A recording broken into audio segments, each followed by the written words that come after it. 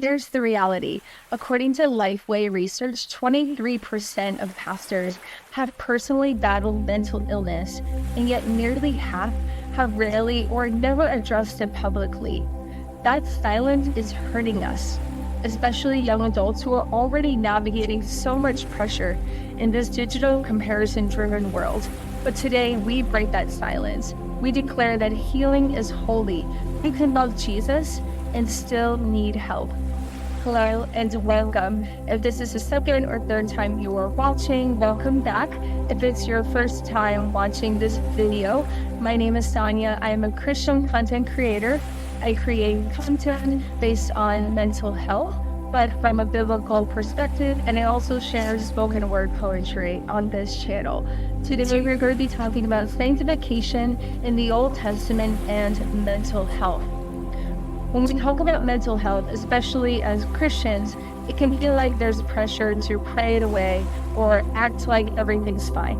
But that's not what God does in Scripture. He meets us in our humanity, in our weakness. He sanctifies us even in the middle of our anxiety, depression, or burnout. In the Old Testament, the word for sanctification means to set apart or to make holy. God didn't wait for people to have it all together. He chose the Israelites, flawed as they were, and called them his holy nation. His presence made them holy, not their perfection.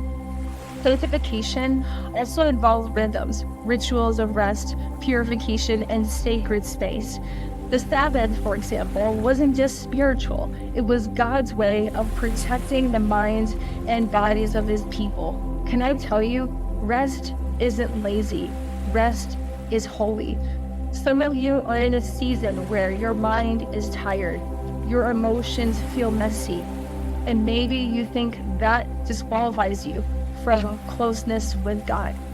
But his presence never required perfection. It required openness. Even in your mental struggle, you are still being set apart for his glory.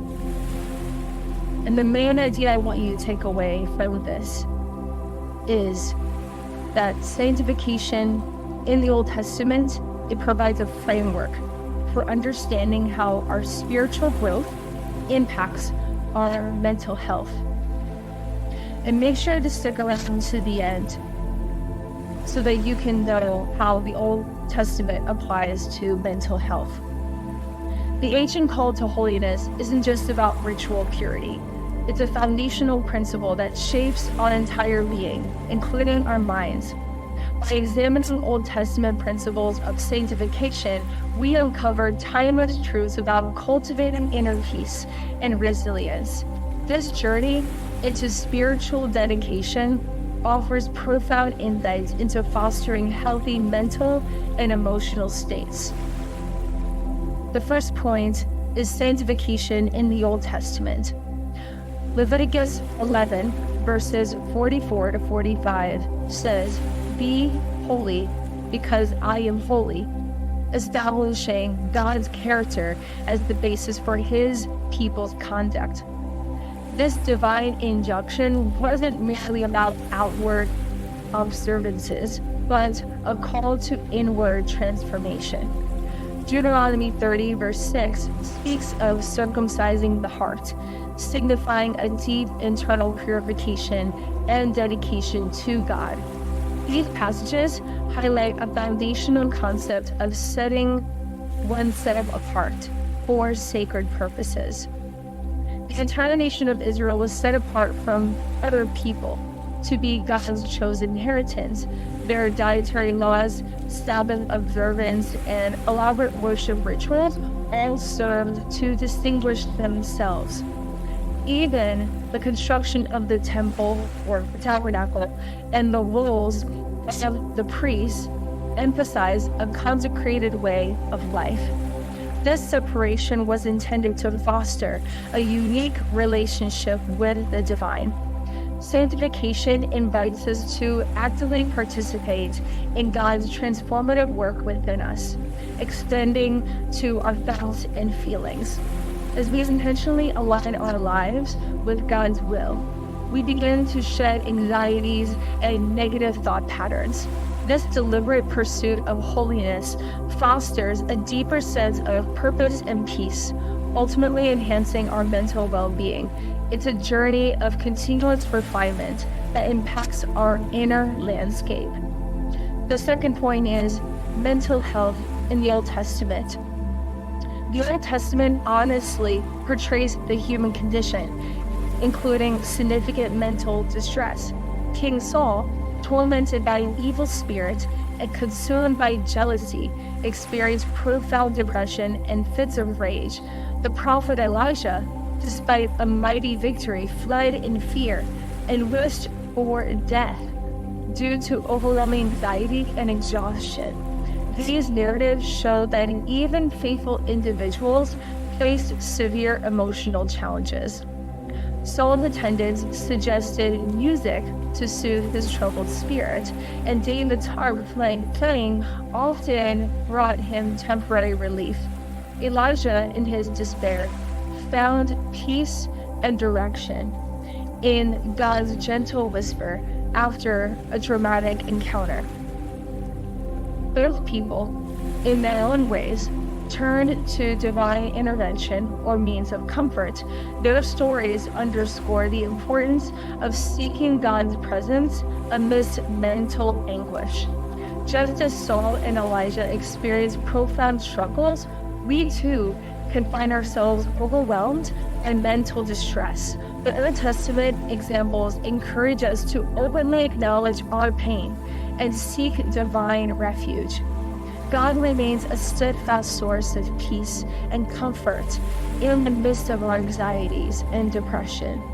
We are invited to cast our burdens upon Him, trusting in His compassionate care. And before I get to the last point, if you are being blessed by this message, share this with someone who's going through mental health issues during this time. Let me get to the last point. The intersection of sanctification and mental health. Sanctification, as a process of becoming more like God, cultivates virtues like patience, self-control, and love, which directly counter negative mental states. As we surrender to God's refining work, destructive thought patterns and emotional strongholds begin to lose their grip. A deepening spiritual life inherently fosters a more resilient and peaceful mind. This holistic transformation addresses both our spiritual and psychological needs.